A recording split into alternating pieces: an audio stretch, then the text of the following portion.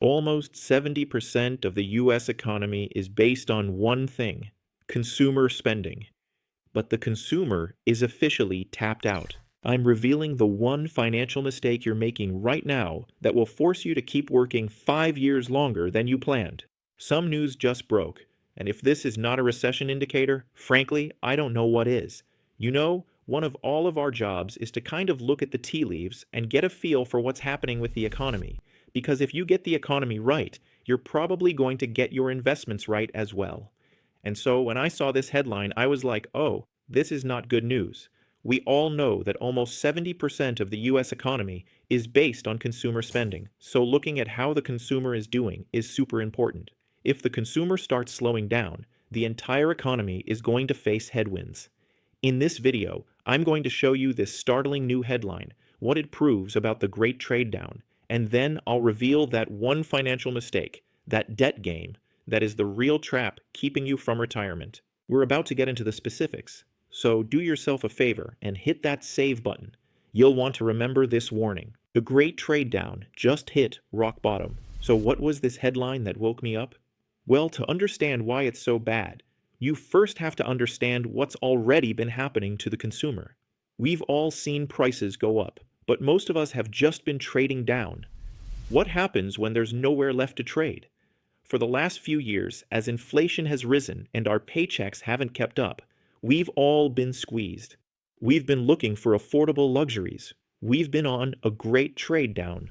First, we stopped going to somewhat nice restaurants and traded down to fast casual. Then as those prices increased, we traded down to fast food. And as places like McDonald's and Starbucks raised their prices, many of us traded down again to the ready-to-eat section at the grocery store. This shows the consumer has been bending and bending, but this new headline proves they are officially about to break. Number 2, the bombshell headline, Financing Fast Food. Here's the headline I'm referring to. It's for the people who are still trying to buy fast food, but are out of cash. They now have a way to finance it. I know that sounds crazy, but a new partnership was just announced that is a giant red flare for the economy. This is the ultimate affordable luxury that is no longer affordable. It is a sign that the consumer is not just tapped out. They are willing to go into debt for daily, immediate consumption. A buy now, pay later company called Klarna just teamed up with DoorDash. I looked it up. Klarna allows people to make payments over time.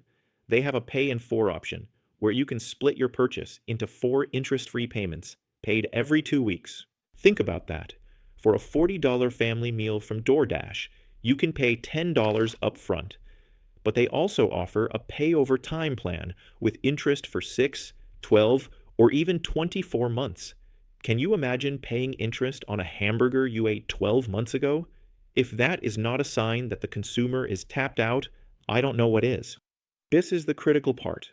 If this buy now, pay later habit sounds familiar, save this video. The next part is the mistake you must avoid. 3. The real mistake. The debt handcuffs. Now, are you going to be forced to work 5 more years because you financed one fast food meal? Of course not. But this headline reveals the real financial mistake that will. The debt game works, but only as long as we keep working. What happens when you can't, or don't want to, work anymore? The real mistake is getting caught in this lifestyle.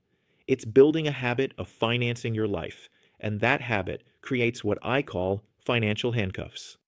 When it finally comes time to retire, when that 5:30 in the morning alarm gets harder and harder to wake up to, when the stress at work is making you sick, when the weight on your shoulders just feels too heavy, you look at your finances and you realize you can't stop.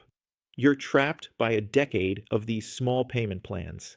The only way out is to break this habit. You must have a budget. You must spend less than you earn. I was a financial advisor for over 20 years, and I told all my clients, saving 10% is not enough anymore. With no pensions and the uncertainty around Social Security, you need to be striving for 20%. That's what buys you freedom. So yes, financing your fast food is a massive recession predictor. But more importantly, it's a predictor of your personal freedom. Getting this debt under control is the only way to get those handcuffs off and give yourself the freedom to choose when you retire, not be forced to work. And that's exactly why the old idea of just waiting until 65 is such a dangerous mistake. If you're interested in this topic, I made this video right here that talks about why waiting to 65 might be a big mistake. I'll see you in that one.